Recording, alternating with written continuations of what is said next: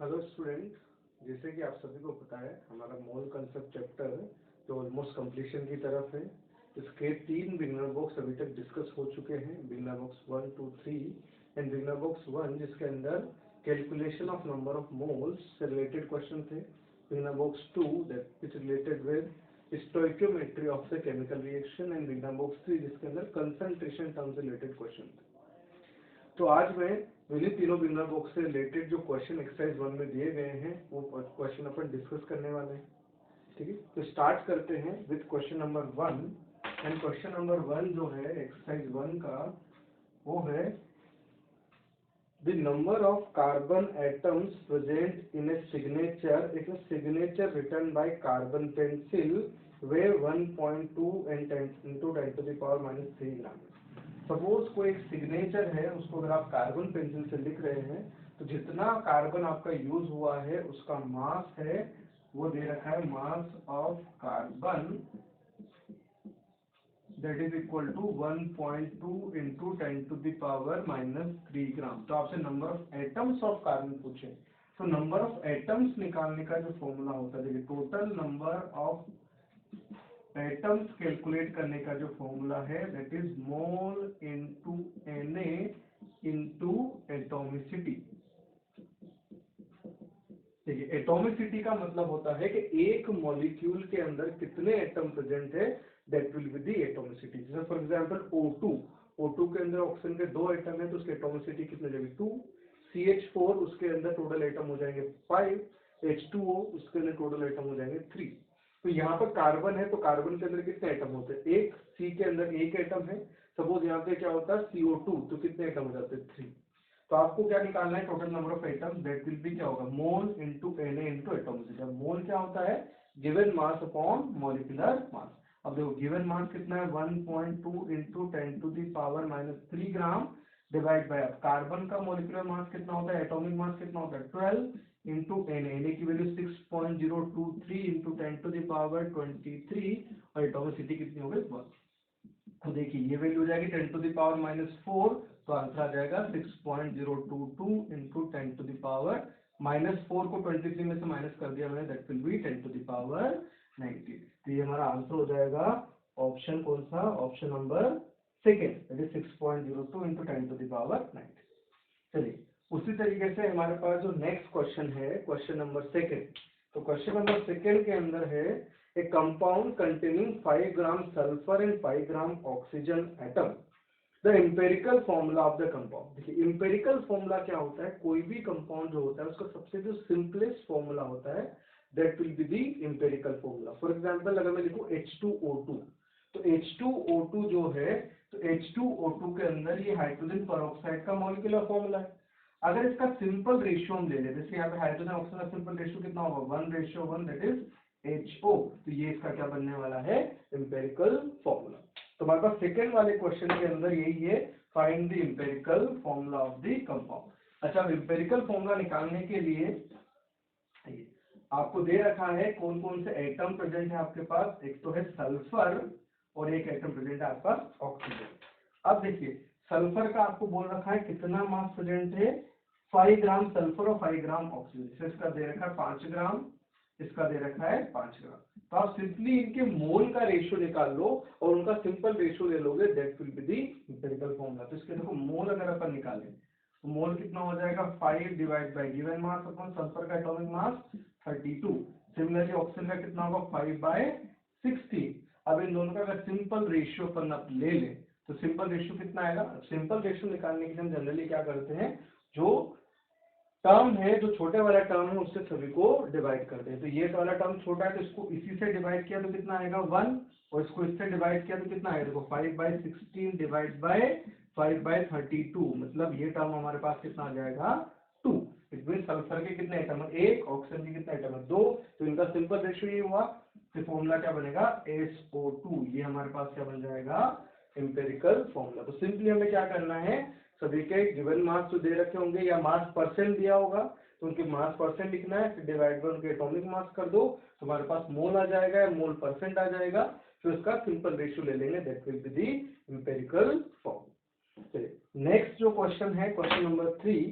तो question number 3 के अंदर बताया है An iodide salt containing 0.5% of sodium iodide. A person consumes 3 grams of salt every day. The number of iodide ion going into his body. देखिए, अगर एक आदमी 3 ग्राम सॉल्ट डेली खाता है और उसमें बोला है कि 0.5% सोडियम आयोडाइड प्रेजेंट होता है, तो हम पहले निकालने कंपाउंड जितना भी वो कंज्यूम कर रहा है सॉल्ट, उसके अंदर मास ऑफ सोडियम आयोडाइड कितना है, फिर हम क्या निकाल सकते हैं, मोल इंटू एन करके उसके अंदर आयोडाइड के आयंस निकाल सकते हैं। ठीक है, तो क्वेश्चन नंबर थर्ड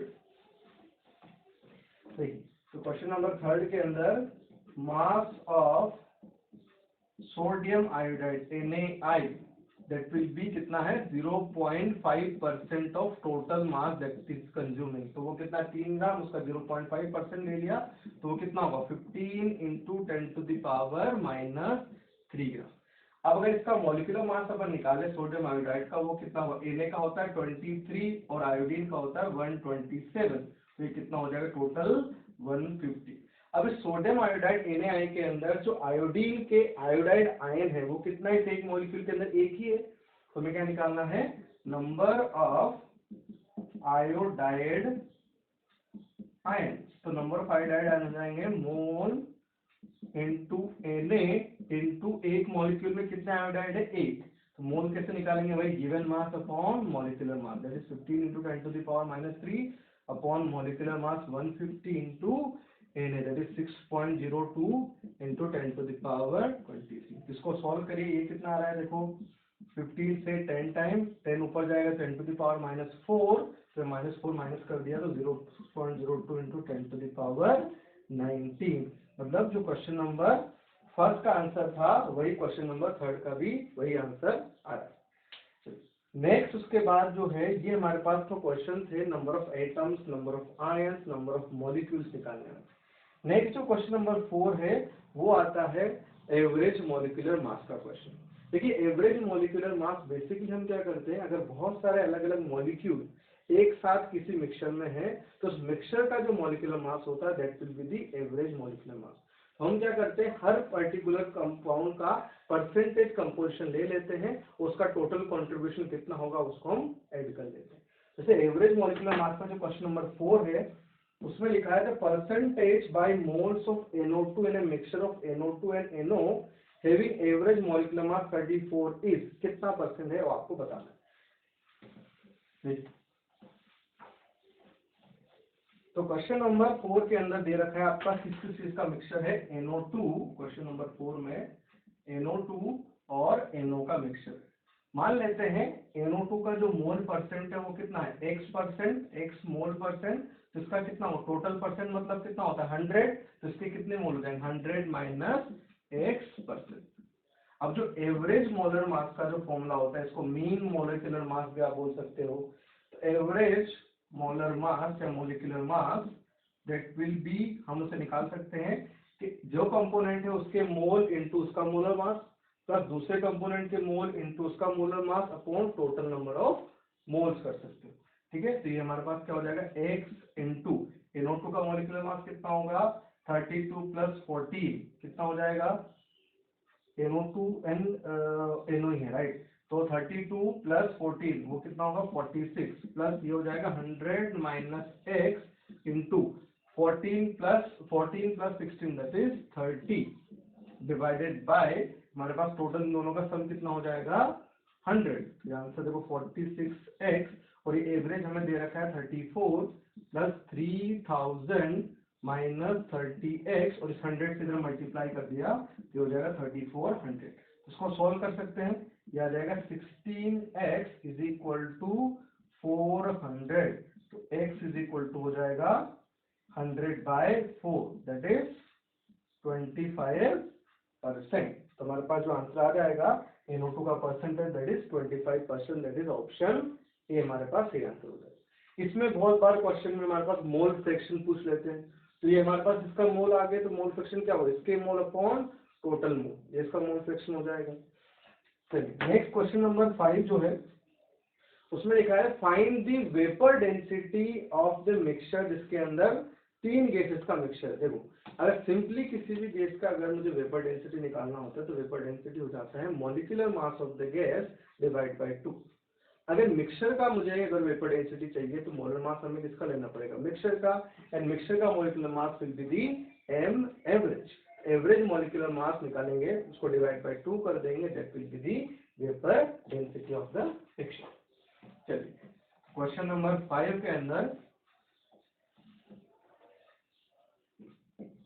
हमें दे रखा है 3 चीजों का मिक्सचर, दैट इज CH4 और CH4 O2 एंड H2। अब उसके अंदर मास परसेंट दे दिया, तो मास से अपन मोल निकाल सकते हैं, तो आपको परसेंटेज मतलब टोटल 100 ग्राम होगा, इट मीन इसका दिया 64 ग्राम, तो हमारे पास ये कितना हो 32%, इसका कितना हो जाएगा आउट ऑफ 100 32 ग्राम, तो रिमेनिंग कितना होगा 100 में से माइनस करेंगे तो ये कितना हो रहा है, देखो दोनों का मिला के 96, तो इसका कितना हो जाएगा 4 ग्राम। ठीक है, तो अभी सबके मोल निकाल सकते हैं अपन, तो मोल क्या होगा given mass upon molecular mass, तो क्या होगा 64/16, ये कितना होगा 4। ठीक है, ये हो जाएगा 32/32 दैट इज 1, और हो जाएगा 4/2 दैट इज 2 मोल्स। ठीक है, हमारे पास मोल आ गया, तो एवरेज मोलर मास का फॉर्मूला लगाएंगे, या एवरेज मोलिकुलर मास है molar mass of mixture, that will B mole into molar mass, कितना होगा 4 × 16 प्लस इसके मोल इनटू मोलर मास प्लस इसके मोल इनटू हाइड्रोजन का molecular mass 2 divide by total mole, that is 4 + 1 + 2, तो हमारे पास कितना आएगा, सबको ऐड करेंगे तो टोटल विल बी 100, क्योंकि टोटल जो मास होगा वो चेंज नहीं होगा। अगर परसेंटेज में दिया है 100%, तो पूरा मास विल बी 100, तो इसका सम हमेशा 100 ही आएगा, divide by total number of mole कितना हो जाएंगे 4, 6 एंड 7। अब हमें चाहिए वेपर डेंसिटी, वेपर डेंसिटी क्या होगा मोलिकुलर मास डिवाइडेड बाय 2, तो vapour density of mixture will be molar mass कितना होगा 100/7/2, तो 100/14, 100/14 हमारे पास कितना हो जाएगा 7.14 के आसपास, तो हमारा आंसर हो जाएगा क्वेश्चन। तो वेपर डेंसिटी ऑफ मिक्सचर चाहिए, it means molecular mass of mixture वो average molecular mass divide by 2 हम क्वेश्चन में कर रहे हैं। ठीक है, चलिए नेक्स्ट क्वेश्चन है, वो भी इसी चीज पे बेस्ड है, वो आप खुद सॉल्व कर सकते हैं, क्वेश्चन नंबर 6, जिसमें एवरेज मोलिकुलर मास आपको दे रखा है और सभी के मोल परसेंट दिए, mole percent mean out of total 100 mole आप मान सकते हैं, इसमें से मैग्नीशियम के मोल से 79, मैग्नीशियम 24 के, मैग्नीशियम 25 के मान सकते हैं अपन सपोज x, तो 26 वाले के हो जाएंगे 21 - x, और उसमें सेम ये फॉर्मूला लगा के हम सॉल्व कर सकते हैं। चलिए नेक्स्ट अपन बात करते हैं क्वेश्चन नंबर 7। देखिए क्वेश्चन नंबर 7 जो है वो रिएक्शन स्टोइकियोमेट्री पर बेस्ड क्वेश्चन है, एंड सिंपली हमारे पास रिएक्शन स्टोइकियोमेट्री के अंदर 2 टाइप के क्वेश्चन आते हैं, एक होते हैं हमारे पास डिकम्पोजिशन वाले क्वेश्चन, जिसमें एक ही रिएक्टेंट होता है और वो एक से अधिक प्रोडक्ट में कन्वर्ट होता है, लेकिन कुछ क्वेश्चन ऐसे होते हैं जिनमें एक से ज्यादा रिएक्टेंट होते हैं। तब 2 रिएक्टेंट हैं आपके पास, तो उनमें से हमें एक रिएक्टेंट को चूज करना पड़ता है जो रिएक्शन में कंप्लीटली कंज्यूम हो जाता है, उस रिएक्टेंट को हम बोलते हैं दैट इज लिमिटिंग रिएजेंट। तो लिमिटिंग रिएजेंट आइडेंटिफाई करने के बहुत सारे तरीके, एक तरीका तो होता है हम उसको मोल डिवाइडेड बाय सभी रिएक्टेंट के नंबर ऑफ मोल्स कैलकुलेट करो, फिर उनको divide by there stoichiometric coefficient कर देंगे, तो जो स्मॉलर वैल्यू होगी that will be the limiting reagent, मतलब जिस कंपोनेंट का स्मॉल वैल्यू होगा वो लिमिटिंग है, बाकी दूसरे क्या हो जाएंगे एक्स स्मॉल है। तो ये क्वेश्चन के थ्रू सोचते हैं इसको। तो ये क्वेश्चन नंबर 7 है 12 gram magnesium was burnt in a closed vessel containing 32 gram oxygen. Which of the following is not correct? तो रिएक्शन क्या हुई होगी, मैग्नीशियम ऑक्सीजन के साथ रिएक्शन करके it will form magnesium oxide MgO। अगर इसको बैलेंस कर दे यहाँ पे 2 लिख सकते हैं, यहाँ पे 2, ये बैलेंस रिएक्शन हो गई। अब इसमें आपको 12 ग्राम मैग्नीशियम दिया 32 ग्राम ऑक्सीजन, तो इनके मोल निकालने थे सबसे पहले, तो मोल हमारे पास कितने हो जाएंगे मैग्नीशियम के, देखो यहाँ पे सॉल्व कर रहा हूँ, मोल ऑफ Mg, ये कितने हो जाएंगे मोल Mg के given mass 12 gram and Mg का मोलिकुलर मास 24, तो दैट विल बी 0.5, ये हमारे पास मोल हो गए। सिमिलरली ऑक्सीजन के मोल कितने हो जाएंगे 32 गिवन मास और मोलर मास 32, तो कितने मोल हो जाएंगे 0.5, और इसके मोल हमेशा जो कम मोल होते हैं वो लिमिटिंग हो ऐसा जरूरी नहीं है। जैसे इस क्वेश्चन के अंदर अगर आप देखें तो 0.5 वाला मोल कम है, इसके मोल 1 है, तो ये जरूरी नहीं है कि हमेशा लिमिटिंग हो, अभी हो सकता है इस क्वेश्चन में हो। तो एक तरीका तो क्या है लिमिटिंग रिएजेंट चेक करने का, हम क्या कर सकते हैं चेक करने के लिए, तो मोल जैसे इसके दे रखे 0.5 डिवाइड बाय 2 अगर मैं कर दूं तो वो हमारे पास क्या हो जाएगा 1 डिवाइडेड बाय 1। इन दोनों से स्मॉलर वैल्यू क्या है mg, तो mg will be the limiting reagent. ठीक है, mg हमारे पास लिमिटिंग रिएजेंट हो गया इस क्वेश्चन के अंदर। ठीक है, एक तो ये चीज है, इसका मतलब हमारे पास mg जो रहेगा वो रिएक्शन के कंप्लीटली कंज्यूम हो जाएगा, तो प्रोडक्ट में जो रिएक्शन होने के बाद O2 हमारे पास बचेगा और MgO बनेगा। तो इसमें आंसर जो है पहला नॉट करेक्ट क्या हो जाएगा, पहले आंसर के 2 ग्राम mg will left unburned will be the wrong answer. ठीक है, एक तरीका तो ये होता है। एक है आगे के जो ऑप्शन है, अगर हम लोग चेक करें तो आगे ऑप्शन में देगा कितना रिएक्टेंट बचेगा, कितना प्रोडक्ट बनेगा, तो उसके लिए एक और तरीका हम चूज कर सकते हैं। देखो लिमिटिंग करने का एक और तरीका मैं बताता हूँ। देखिए इस रिएक्शन में जितने भी इनके कोएफिशिएंट्स दे रखे हैं उनका हम यूज करेंगे। जैसे 0.5 इसके मोल है, उसमें से कितने रिएक्ट करें, मान लो x मोल रिएक्ट कर रहा है, तो इसके 2 कोएफिशिएंट्स इसमें से कितना रिएक्ट होगा 2x। इसका 1 कोएफिशिएंट है, इसमें से रिएक्ट हो जाएगा मान लो x, इसका 2 है तो इसका कितना बनने वाला है 2x। x जो है हमारे पास हम यहाँ से सॉल्व कर लेंगे। अब इन दोनों में से जो लिमिटिंग रिएजेंट है, अब लिमिटिंग हम कैसे पता कर सकते हैं कि यहाँ से x की वैल्यू निकालो, यहाँ से x की वैल्यू निकालो, जो स्मॉलर वैल्यू होगी वो कंपाउंड हमारे पास क्या बच जाएगा लिमिटिंग। जैसे फॉर एग्जाम्पल हमें ये पता लग रहा है ये लिमिटिंग है, तो लिमिटिंग मतलब रिएक्शन में कंप्लीटली कंज्यूम, तो that will be equal to 0, बचेगा नहीं। तो x इज इक्वल टू कितना आ जाएगा 0.5/2, दैट इज 0.25। ठीक है, इट मीन्स ये वाला जो बाद में कितना बचने वाला है 0, अगर ये 0.25 है सब्स्टिट्यूट कर दोगे तो ये कितना बचेगा 0.75, और यहाँ सब्स्टिट्यूट कर दिया 0.25 x की वैल्यू, तो ये कितना हो जाएगा 0.5। इट मीन्स इसके अंदर आप ये भी बता सकते हैं कि कौन लिमिटिंग है, पहली चीज।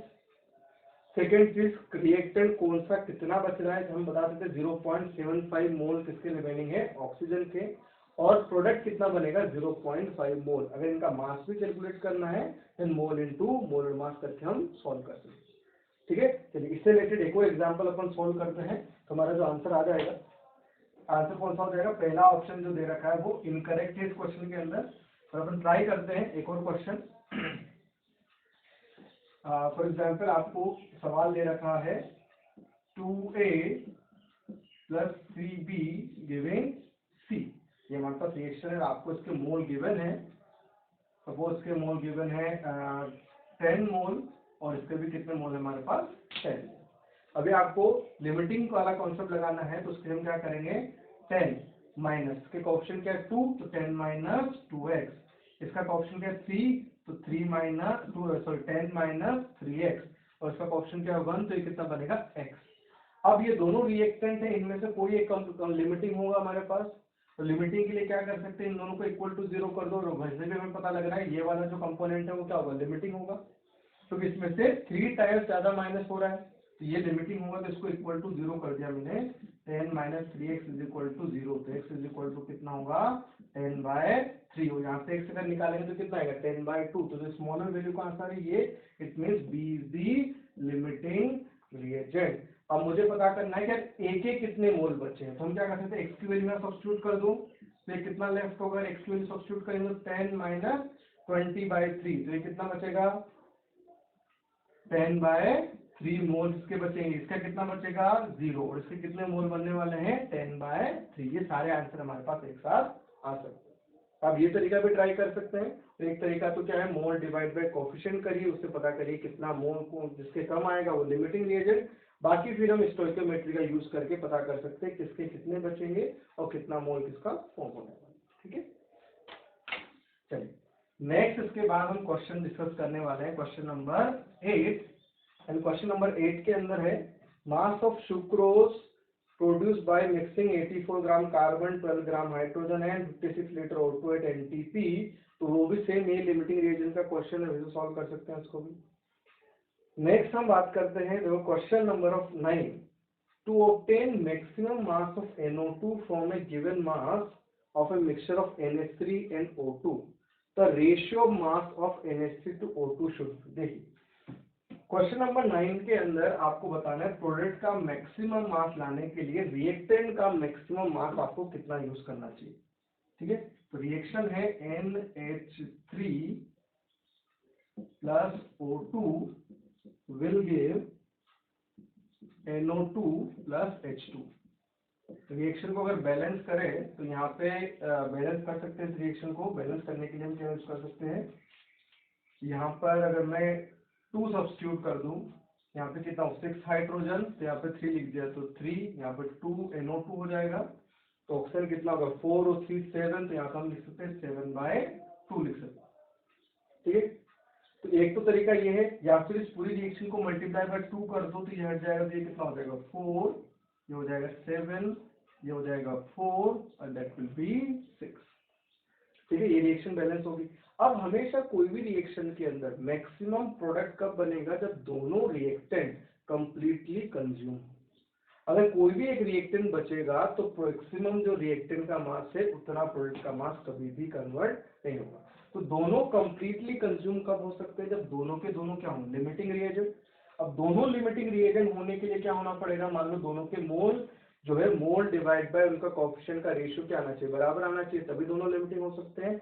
इट मींस यहाँ पे इनके मोल कितने होने चाहिए, इसके मोल 4 हो और इसके मोल 7 हो, तो 4/4 1 और 7/7 1, इट मींस दोनों कंप्लीटली कंज्यूम हो जाएंगे। तो मैक्सिमम प्रोडक्ट बनाने के लिए रिएक्टेंट का क्या होना पड़ेगा कि जो उनकी स्टोइकियोमेट्रिक रेशियो दे रखा है, कंपाउंड भी उसी मोल रेशियो में प्रेजेंट हो। या फिर अगर मास का रेशियो निकालना है तो मोल रेशियो का निकालेंगे, मोल रेशियो या mole of NH3 upon mole of O2, वो रेशियो क्या होना चाहिए 4:7। अगर मास रेशियो चाहिए तो मास ऑफ NH3 क्या होगा, mole into molar mass upon mass of O2, तो मोल है 4, NH3 का मोलिकुलर मास 17, सिमिलरली ऑक्सीजन का 7 इंटू इसका मोलिकुलर मास कितना है 32, तो 4 से कितना time 8 time cancel out, so will be 17/56,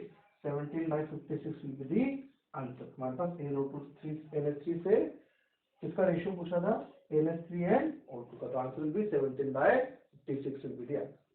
ठीक है, चलिए नेक्स्ट क्वेश्चन जो सिमिलरली क्वेश्चन नंबर 10, वो भी हमारे पास लिमिटिंग रिएजेंट पे बेस्ड क्वेश्चन है, वो भी हम सॉल्व कर सकते हैं। नेक्स्ट हम डिस्कस करेंगे क्वेश्चन नंबर 11। देखिए क्वेश्चन नंबर 11 जो है, एक तरीका तो क्या है, इसको हम सॉल्व करके आंसर लेके आएंगे, एक तरीका है एक जो हम ऑप्शन के थ्रू डायरेक्ट आंसर बता सकते हैं। देखिए क्वेश्चन नंबर 11 में आपसे पूछा है कि minimum mass of A2 and B4 that is reactant, तो रिएक्टेंट का मिनिमम मास कितना यूज हो सो दैट प्रोडक्ट का जो है एटलीस्ट 1 kg हर जो कंपाउंड बन रहे हैं प्रोडक्ट में उनका 1 kg मास प्रोड्यूस होने वाला है। देखिए तो क्वेश्चन नंबर 11 के हिसाब से रिएक्शन है हमारे पास 5A2 प्लस 2B4 से बन रहा है 2AB2 प्लस 4A2B, ये रिएक्शन है। ठीक है, अब आपसे बोला है कि इन दोनों प्रोडक्ट का एटलीस्ट 1 kg बने तो रिएक्टेंट का मास मिनिमम हमें कितना लेना चाहिए। तो अगर आप एक तो आंसर में डायरेक्ट अगर ऑप्शनल के हिसाब से देखें तो देखिए अगर दोनों प्रोडक्ट एटलीस्ट 1 kg बने तो law of conservation of mass के हिसाब से अगर ये 1 kg बना, मान लो ये 1 kg बना, टोटल कितना हो 2 kg। 2 kg अगर प्रोडक्ट बना है तो रिएक्टेंट कितना होना चाहिए, कम से कम 2 kg तो होना चाहिए, इट मीन्स 2000 ग्राम तो मिनिमम होना ही चाहिए। तो अगर आप ऑप्शन देखें तो ऐसा एक ही ऑप्शन है फर्स्ट जिसके अंदर मास 2 किलो से ज्यादा, दैट इज 2120 ग्राम। ठीक है, तो 2120 ग्राम जो है पहले ऑप्शन में, इट मीन्स आंसर क्या हो जाएगा ऑप्शन 1, क्योंकि बाकी सब में मास जितना है प्रोडक्ट मैक्सिमम उतना ही बन सकता है, तो आंसर हमारे पास क्या हो जाएगा ऑप्शन 1। लेकिन अगर इसे सॉल्व करें तो सॉल्व भी हम कर सकते हैं, जैसे मान लो मुझे पता लगे इसका कितना मास बनेगा 1 kg दैट इज 1000 ग्राम, तो इन दोनों के मोल अपन निकाल सकते हैं। देखिए मोल अगर मैं AB2 के अगर मोल कैलकुलेट करें तो mole of AB2, mole of AB2 वो कितना हो जाएंगे गिवन मास अपॉन AB2 का मोलर मास कैसे निकालें, A का है 10 और B का है 120, तो AB2 का कितना हो 10 प्लस 240 दैट इज 250, मतलब इसको हो जाएंगे 4 मोल। तो अगर इसके 2 मोल बनाने के लिए इसके 2 मोल चाहिए और इसके कितने मोल चाहिए 5 मोल, इसमें से इसके 4 करेंगे मतलब ये डबल होगा, तो ये सब भी डबल हो जाएंगे। तो mole of A2 that will be कितना होगा 10 एंड मोल ऑफ B4 वो कितना हो जाएगा 4। कितना हमें रिक्वायर्ड है, तो मास कितना रिक्वायर्ड है अगर हमें वो कैलकुलेट करना है, तो मास ऑफ A2 वो हो जाएगा मोल इनटू मोलर मास, और A2 का मोलर मास कितना होगा 20, मतलब ये तो हो जाएगा 200 gram. Similarly mass of B4, mass of B4 हो जाएगा मोल, B के 4 मोल है B4 के, और मोलर मास कितना है B का 240 है, तो 240 इंटू 4, तो ये कितना हो जाएगा हमारे पास 240 इंटू 4 अगर करें 960, तो 960 को मल्टीप्लाई करेंगे तो कितना मास बनेगा सर 0 2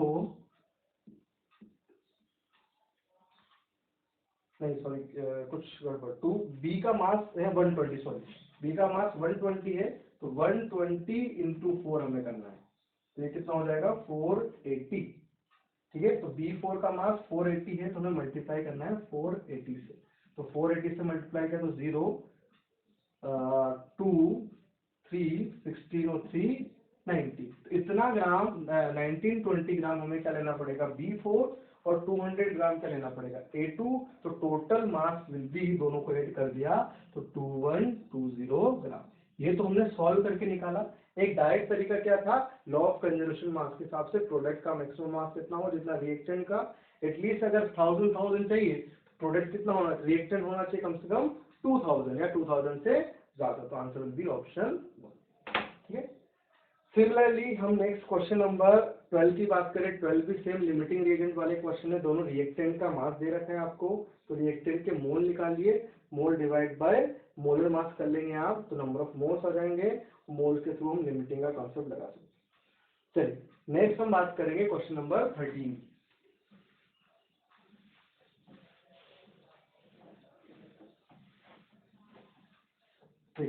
क्वेश्चन नंबर 13 के अंदर आपसे बोला है 90 ग्राम मिक्सचर है H2 and O2 का in stoichiometric ratio which gives H2O with 50% each, the mass of water कितना बनेगा। अगर रिएक्शन अगर 100% होती तो 100% हमारे पास प्रोडक्ट बनना चाहिए था, जितना रिएक्शन रिएक्ट करेगा जिस रेशियो में रिएक्ट करना चाहिए उस रेशियो में प्रोडक्ट हम बना सकते थे, पर एक्चुअली में मास कितना बनने वाला है, जितना बना उसका 50%। तो पहले अपन थ्योरेटिकल निकाल लेते हैं, तो इसका 50% हम करें, तो रिएक्शन क्या होने वाली है हमारे पास 2H2 plus O2 giving 2H2।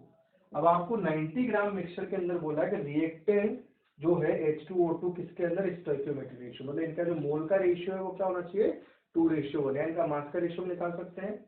जैसे मान लेते हैं इसका मास कितना है x ग्राम, तो इसका मास कितना होगा 90 माइनस एक्स, उन दोनों के मोल का रेशियो कितना होना चाहिए 2:1, तो हम लिख सकते हैं लेट मास ऑफ O2 बराबर x gram and similarly mass of H2 हो जाएगा 90 माइनस एक्स ग्राम। तो इनके mole ratio mole of O2 upon mole of H2 अगर अपन लें तो वो क्या होना चाहिए 1:1/2, यहाँ से अगर मैं मोल निकालू तो O2 के मोल क्या होगा x/32 और H2 के हो जाएंगे 90 माइनस x/2। तो यहाँ से अगर सॉल्व करें तो कितना आ रहा है 90 इस 2 से 16 टाइम कैंसिल आउट हो गया, 90 minus X is equal to 2x/16।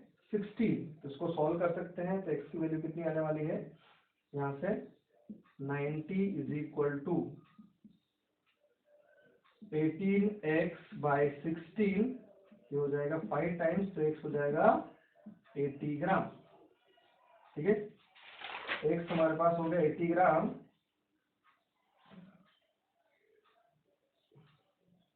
तो इसका मतलब मास ऑफ O2 हमारे पास है 80 ग्राम, तो मास ऑफ H2 कितना हो जाएगा 10 ग्राम। तो इन दोनों के मोल निकाल सकते हैं और मोल के थ्रू हम H2O कितना बनेगा वो भी सॉल्व कर सकते हैं। ठीक है, देखिए तो हमारे पास कितने मोल बनने वाले हैं, इसके मोल कितने हो जाएंगे, given mass 10 divide by mole mass 2, तो 5 मोल्स, इसका 80 डिवाइड बाय 32, तो कितना हो जाएगा 80/32 मोल हो जाएंगे। देखो मोल ऑफ H2 बराबर 10/2 that is 5, and mole of O2 वो हो जाएगा हमारे पास 80/32, तो ये कितना हो जाएगा 2.5। दोनों के मोल हो गए। अब दोनों लिमिटिंग रिएजेंट है, तो दोनों अगर कंप्लीटली कंज्यूम होंगे, 2 मोल से इसके 2 बनते हैं, तो इसके 5 से कितने बनने चाहिए थे? 5 बनना चाहिए था। तो मास ऑफ H2O अगर मैं थ्योरेटिकली बात करूं तो कितना बनना चाहिए था? 5 मोल, और मोल इंटू मोलर मास 18, कितना बनना चाहिए था? 90 ग्राम। और सिंपली हम इसे बोल सकते हैं law of conservation of mass के हिसाब से। तो एक तरीका अपन ने पूरा क्वेश्चन सॉल्व किया। अब मुझे पता है रिएक्टेंट जो है अगर वो 90 ग्राम में है, इट मीन्स दोनों स्टोइकियोमेट्रिक रेशियो में है, तो दोनों कंप्लीटली कंज्यूम होंगे। मतलब रिएक्टेंट अगर 90 है तो प्रोडक्ट कितना बनेगा? 90 ग्राम बनना चाहिए था, राइट। पर आपको बोला रिएक्शन 50% हो रही है, तो इसका 50% ले लेंगे। तो 50% तो क्या हो जाएगा? एक्चुअल मास ऑफ H2O वो हो जाएगा हमारे पास इसका 50%। तो 50% कितना हो जाएगा? 50/100 ऑफ 90, दैट इज 45 ग्राम। तो इसमें कितना बनेगा? 45 ग्राम। एक तो तरीका ये था, हमने इतना लंबा सॉल्व किया। एक डायरेक्ट तरीका था कि इन दोनों के स्टोइकियोमेट्रिक रेशियो दे रखे हैं, इट मींस ये कंप्लीटली कंज्यूम होगा तो प्रोडक्ट बनेगा 90 ग्राम, पर रिएक्शन 50% है, तो आंसर कितना होगा उसका? 50%, 45 ग्राम। है डायरेक्ट अप्रोच, ठीक है। सिमिलरली ऐसे ही एक क्वेश्चन है आपके पास, क्वेश्चन नंबर 14, ठीक है। क्वेश्चन नंबर 14 अब हम सॉल्व करते हैं।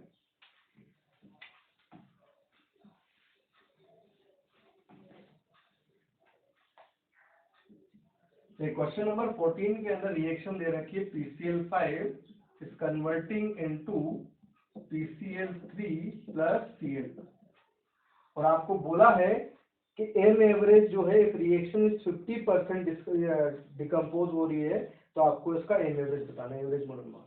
हम ऐसे मान सकते हैं, जब इनिशियल इसका मोल हमें नहीं दिया है तो मान सकते हैं कि इनिशियल मान लो इसके कितने मोल है? 1 मोल। और क्वेश्चन में बोला है कि रिएक्शन कितनी हो रही है? 50%, मीन की जो रिएक्टेंट है ये इसका आधा कंप्लीटली रिएक्ट हो जाएगा। तो अगर मान लो इसके 1 मोल है तो इसमें से कितने रिएक्ट हो गए? 1 माइनस 1/2 मोल। तो इसका कितना बनेगा? 1/2 मोल बनने वाला है। और इसका कितना बनेगा? 1/2, क्योंकि इसका 1 मोल इसका 1 मोल बनाएगा, तो half mole will form half mole. तो ये भी कितना बचा? 1/2 मोल। तो सभी के मोल हमें पता है, तो मिक्सचर का एवरेज मोलर मास निकाल सकते हैं मोल इंटू मोलर मास करके। देखिए एम एवरेज का फॉर्मूला लगा दीजिए। देखो इसके मोल है 1/2 इंटू PCl5 का मोलर मास, वो कितना होगा? 31 पी का होता है मोलर मास ऑफ PCl5, वो जाएगा 31 प्लस Cl का होता है 35.5 इंटू 5 कर दो, ये मोलर मास आ जाएगा। तो वो लिख सकते हैं आप molar mass of PCl5 plus PCl3 का हाफ इंटू PCl3 का molar mass plus half into Cl2 का molar mass, divide by total कितना होगा? Half half half 3/2। ठीक है, तो ये पूरा सॉल्व करके यहाँ से मोलर मास, ठीक है, मोलर मास तो सिमिलरली PCl3 का भी हम निकाल सकते हैं 31 plus 35.5 into 3 and molar mass of Cl2 हो जाएगा 35.5 इंटू 2। यहाँ सब्स्टिट्यूट करके हम एवरेज कैलकुलेट कर सकते हैं। सिमिलरली हम नेक्स्ट 15 क्वेश्चन डिस्कस करने वाले हैं। क्वेश्चन नंबर 15,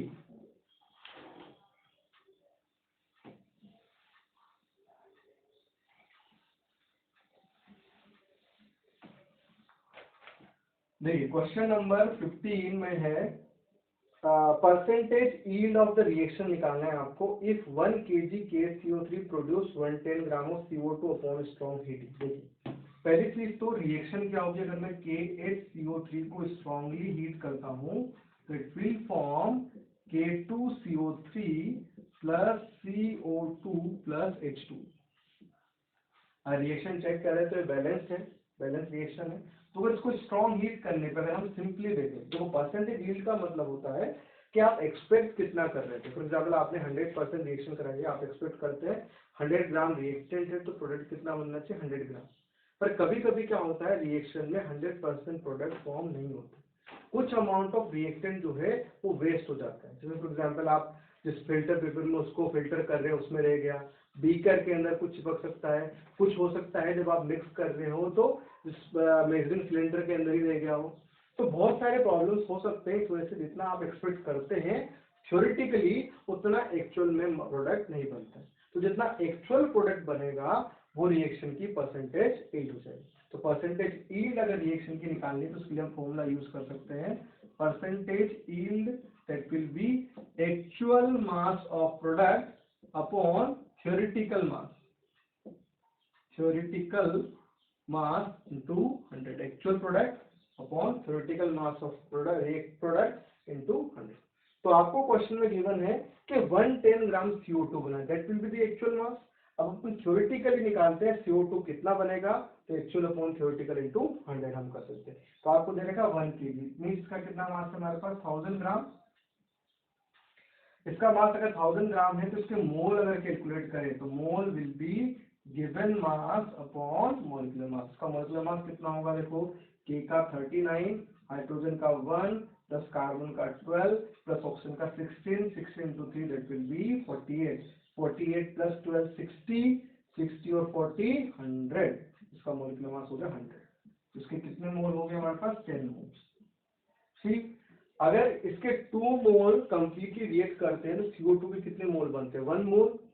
तो अगर 10 मोल रिएक्ट करेंगे तो mole of CO2 will be कितना हो जाएगा, उसका half, that will be 5 moles. तो मोल ऑफ